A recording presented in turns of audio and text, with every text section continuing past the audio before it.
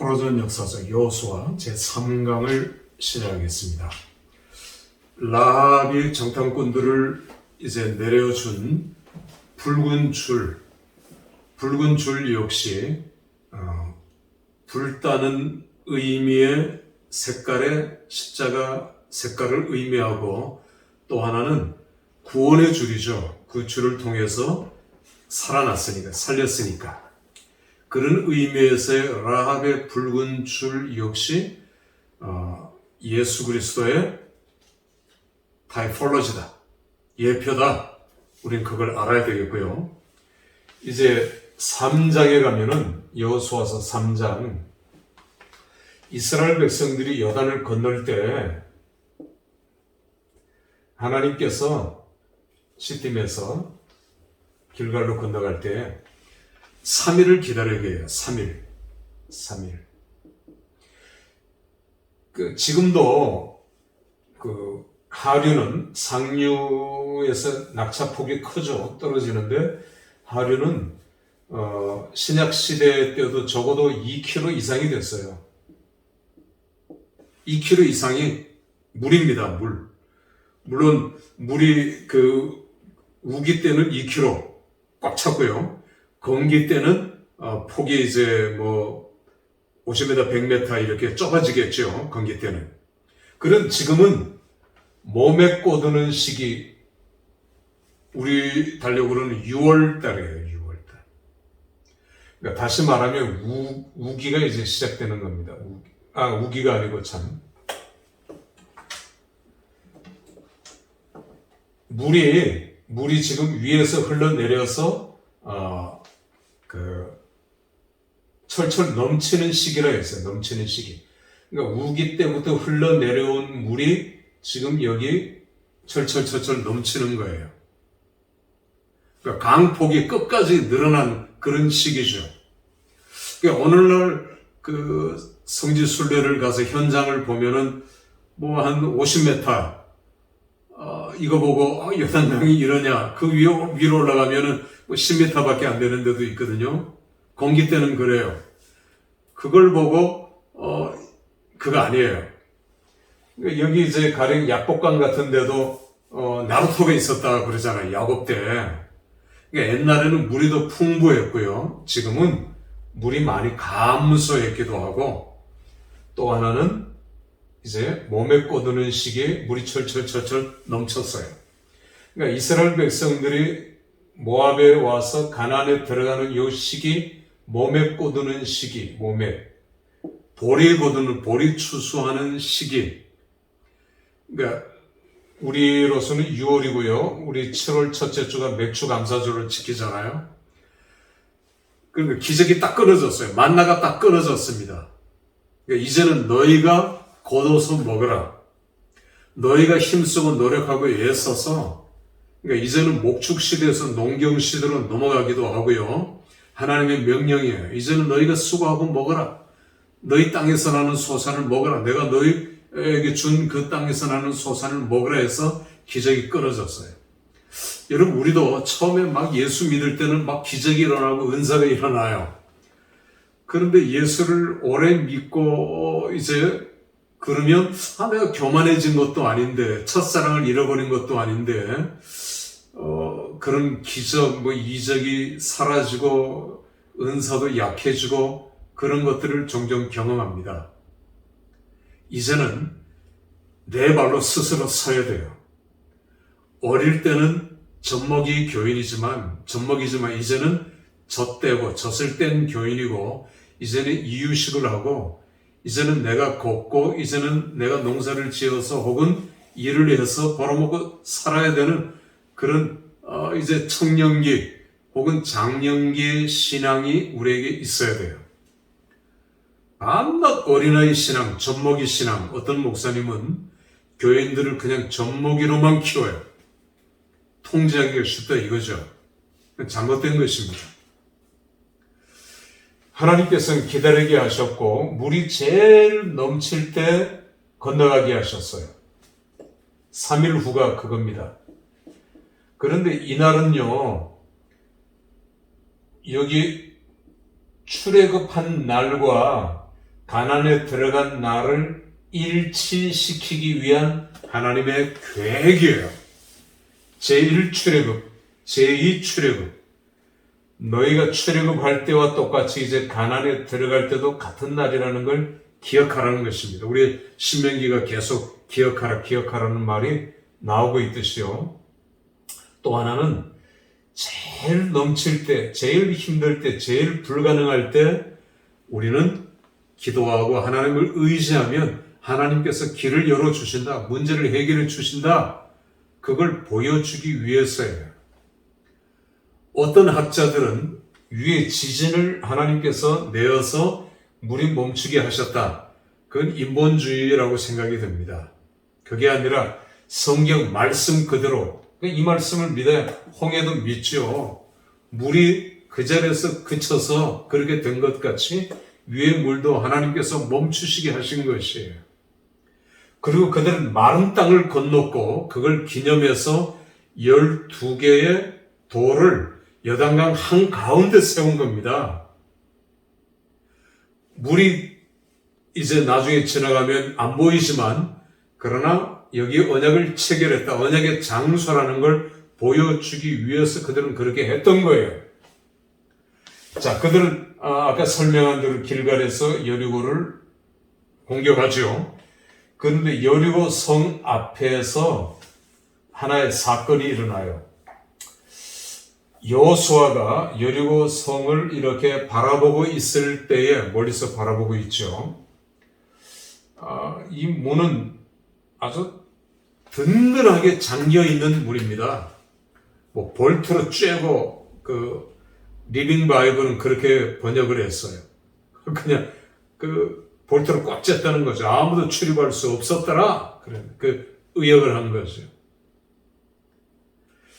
자, 답답하죠. 여리고성, 저 작은 성이지만 저 이중성벽 한 번도 함락되지 않은 저 성을 어떻게 정복할 것인가 고민하고 있을 때 여호와의 군대 장관이 나타나요. 여호와의 군대 장관. 성경은 왜 여호와의 군대 장관이라는 표현을 썼을까요? 여호와의 장군, 여호와의 사령관, 여호와의 대장, 여호와의 보내신 사신이죠. 사신을 이렇게 표현한 거예요. 그러면 여호와께서 보내신 군대 장관 사신이 누구냐는 겁니다. 천사냐? 물론 우리가 천사라고도 볼 수 있죠. 그러나 우리 기독론적인 해석은 구약에 나타난 메시아, 구약에는 메시아가 다양한 형태로 나타나고 있습니다. 그러니까 여호와의 군대 장관도 구약에 나타난 예수 그리스도로 보는 것이 기독론적 해석이에요. 그가 나타나서 여호수아에게 두려워 말라 언약 문구를 제시합니다. 내가 너희와 함께 하겠다. 내가 너에게 붙였다. 여호수아 1장부터 늘 쓰고 있는 완료 시제예요. 완료 시제. 우리말로는 과거지만 붙였다. 히브리어는 시제가 2개밖에 없어요. 완료와 미완료. 완료는 우리가 보기에는 과거고 미완료는 미래로 보이지만 완료를 쓰고 있는 것은 앞으로 되어질 일이지만 아직 이루어지지 않았지만 이미 이루어진 것과 진배 없다. 똑같다. 하나님이 이미 주셨다. 주었다. 붙였다. 이런 완료 시제를 늘 쓰고 있다는 걸 유의해야 돼요. 우리도 어떤 일을 할 때, 불가능한 일에 부딪힐 때 우리는 이 언약의 말씀을 믿어야 돼요. 내가 내게 붙였다. 이미 주었노라.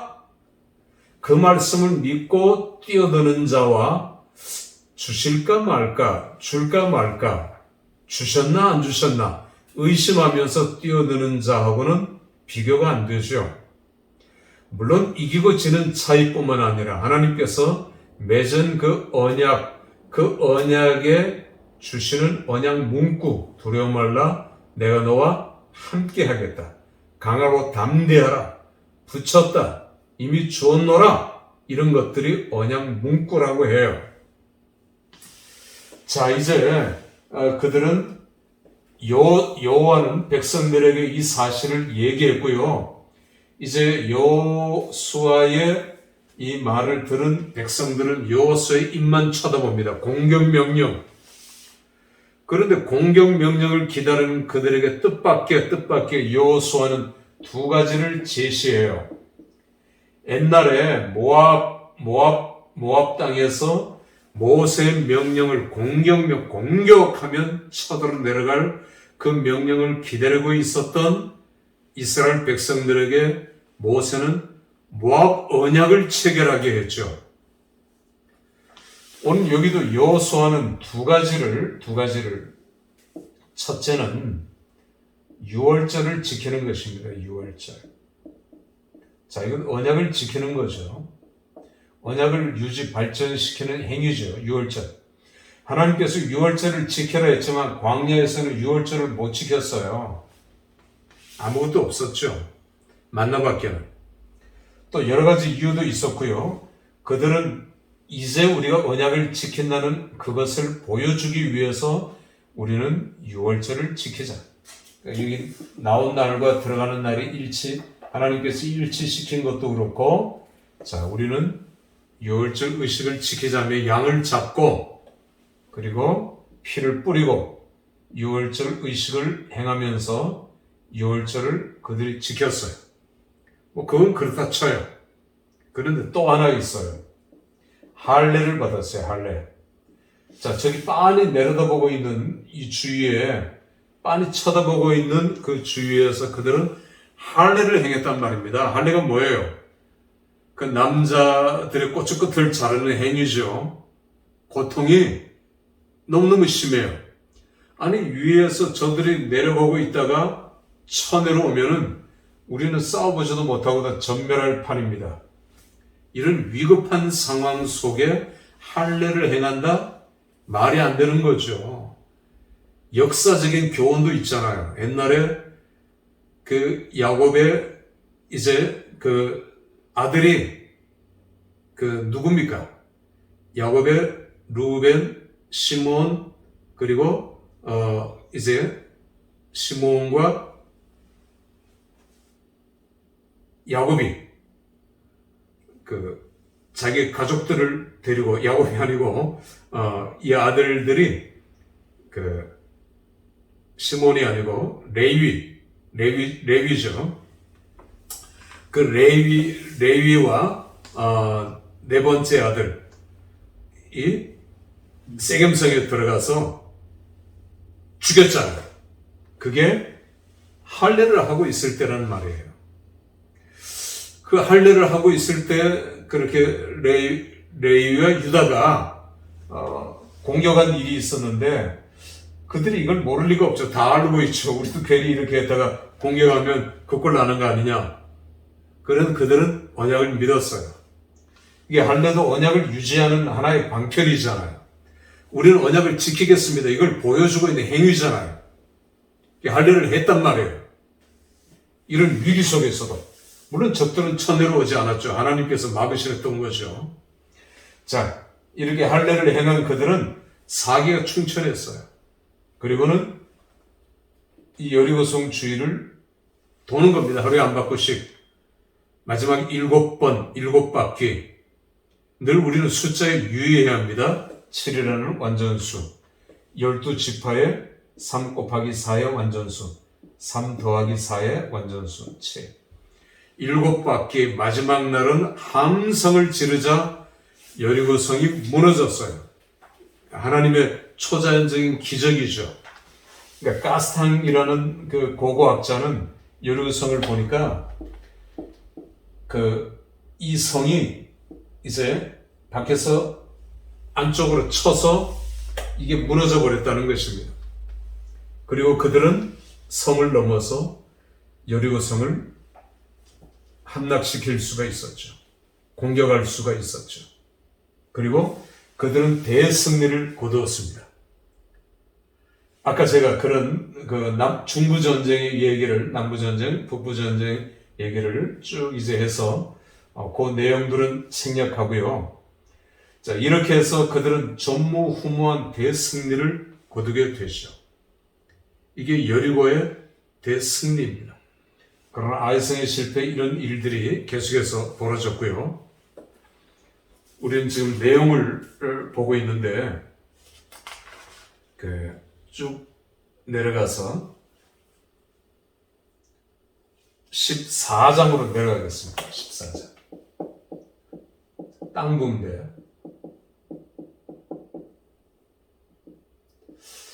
먼저 얻은 족속들은 6지파는 땅 분배를 이미 했고요. 나머지 지파들이 이 위쪽으로는 땅 분배를 다 했어요. 그리고 여기도 이제 땅을 이미 얻었죠. 유다, 시몬, 레위 뭐 이런 것만 이제 남았는데 유다 지파가 갈렙이죠. 갈렙. 지파장. 갈렙은 이방인입니다. 물어뜯다라는 이름 뜻을 가진 갈렙은 출애굽했을 때에 이제 갈렙일 수 있습니다. 그리고 그는 이방인으로서 유다 지파의 지파장까지 오르는, 그러니까 이건 지파의식 그리고 인종, 유대인들이 피를 중요시하는 족속이라고 우리가 알고 있지만 이런 것들을 다 무시해버리고 갈렙은 유다 지파의 지파장이 되었죠. 최고 지도자가 되었죠. 갈렙이 나서서 헤브론을 달라고 합니다. 엉뚱하게, 무슨 엉뚱한 소리인데 헤브론 저도 안 가죠? 아까 제가 얘기했듯이 그런 곳입니다. 그런데 갈렙은 45년 전에 하나님께서 모세에게 하신 명령, 언약, 그걸 상기시키면서 그 산지를 내게 주소서, 그 땅을 내게 주소서. 45년 전에 모세와 말씀하신, 말씀이지만 언약이거든요. 언약, 약속하신 그 약속대로 우리가 이 땅을 치겠습니다. 아무도 치려고 하지 않는 땅이죠. 헤브론. 그 땅을 우리 유다 지파에게 달라고 한 겁니다. 그리고 갈렙은 장자 지파답게 헤브론을 공격해서 이 헤브론을 취하게 되죠. 헤브론을 얻게 됩니다. 아까 얘기한 대로 930m의 고지 위에 있는 이 요새 헤브론을 함락시킬 수 있었던 것이요. 그리고 이 헤브론을 도피성으로 내놓게 됩니다. 그러니까 뺏었으면 내가 차지해야 되지만, 자, 이것이 갈렙의 라이프 스타일입니다. 모든 지파 모두가 다 본받아야 될 갈렙의 라이프 스타일을 제가 소개했고요. 이제 땅 분배, 제가 그 땅들을 이제 쭉 지난 시간에 그려봤습니다. 우리가 나중에 언약신학이라는 과목을 공부할 때에 이 장면이 나옵니다만 8장의 세겜에서 맺은 언약은 세겜 1차 언약이라고 하고요. 그 다음에 24장, 8장, 여기는 35절, 24장에 여호수아가 죽기 전에 백성들하고 언약을 체결합니다. 마치 모세가 죽기 전에 백성들하고 체결한 언약이 무슨 언약이에요? 모압 언약이라고 했죠. 여호수아는 모세의 후계자로서 똑같이 모세와 같이 자기가 죽기 전에 이 백성들을 상기시키고 나와 내 자녀들은 여호와만 섬기겠다. 너희는 누구를 섬기겠느냐? 그렇게 동기부여를 하며 백성들과 세겜 언약을 체결하는 장면이 세겜 2차 언약이에요. 이게 여호수아 24장 그리고 24장에서 다 종결되죠. 요셉의 시신을 묻고 마무리 상수리 수풀에서 이제 언약이 다 완성되면서 여호수아는 눈을 감게 됩니다. 여호수아의 위대한 장정, 여호수아서 맨 끝부분에 여호수아가 잠들다. 그건 누가 썼느냐? 그러면 여호수아서의 기록이 여호수아가 아니지 않느냐? 이렇게 주장하는 사람들도 있어요. 그건 아니죠. 우리가 자서전도 내가 쓴 거지만 그 자서전을 쓴 작가가 내가 죽고 난 다음에 나를 평가하는 게 있을 수 있잖아요. 그분은 이런 게 좋았다. 이런 장점을 가졌다. 혹은 내가 썼더라도 후대에 이제 조금 덧붙일 수 있는 거예요. 여호수아서의 기록자는 여호수아다. 우리가 나중에 이제 다른 성경들을 볼 때도 그러니까 모세 오경의 저작권도 부인하는 사람이 있어요. 신명기 맨 끝에 모세가 죽고 난 이후의 기록도 조금 있거든요. 아, 이건 누가 쓴 거냐? 이렇게 되는 거예요. 그게 아니라는 것이죠. 모세의 기록이고 여호수아의 기록이다. 이걸 우리가 알아야 됩니다. 마치겠습니다.